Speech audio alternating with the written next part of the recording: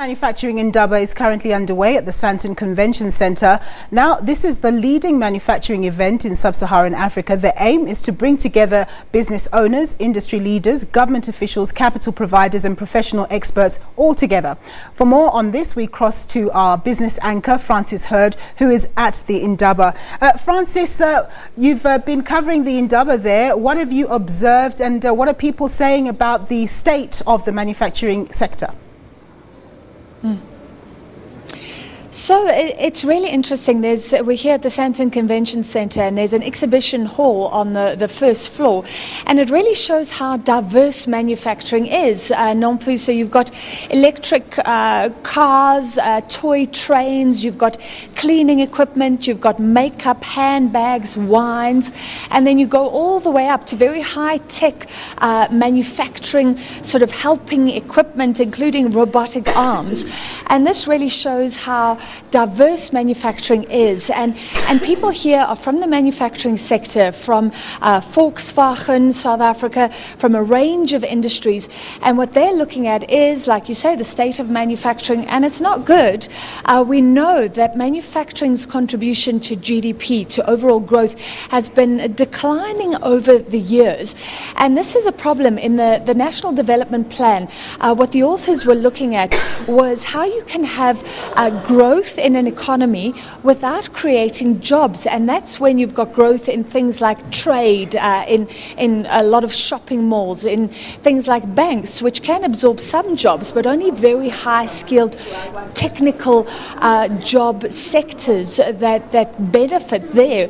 So what they're looking at here is how do we as South Africa maintain our ability to make things, because manufacturing is labor intensive, so you create jobs for a whole range of people from a whole range of skill sets, and then we don't have to import everything that we need. We are self-sufficient in certain areas, but like I say, the contribution to GDP has been going down, and a big problem is how can we be more productive. South Africa generally offers labor at a higher cost than some of the areas like China, although their costs are going up, but we're competing with other parts of the world where labor is very cheap, and that makes labor very productive given the cost. So how do we compete in a world where we are maybe unproductive to start off with, workers don't always have the skill sets they need, and there's a lot of competition as well? Francis, a two-pronged question. What does the manufacturing say are the key challenges they're faced with right now in the South African context? And how have they welcomed some of the incentives that government has provided in terms of, the special economic zones and so on, and the funding that it's put up towards, bringing industry up to speed?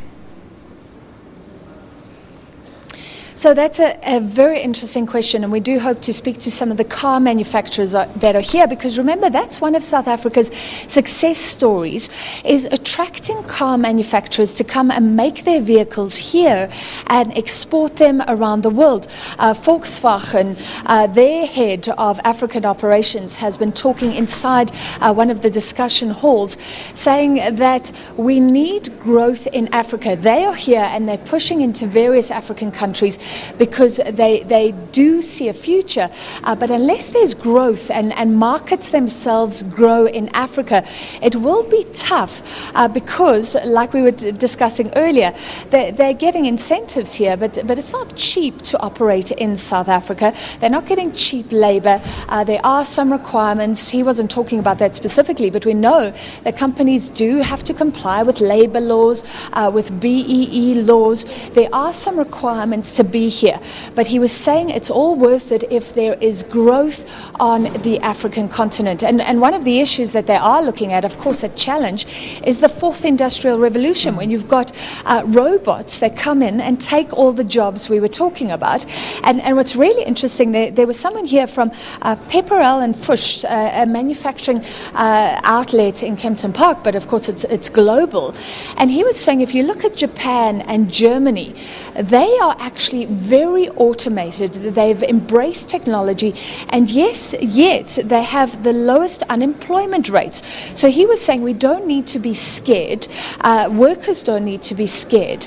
There's a way to embrace technology, to embrace the fourth industrial revolution, and realize that if you upskill workers as you go along, then jobs don't necessarily have to be lost. I thought that was really interesting. No, that is very interesting indeed. Thanks very much, Francis, for that report. That was Francis Hurd, our business anchor at the Manufacturing Indaba.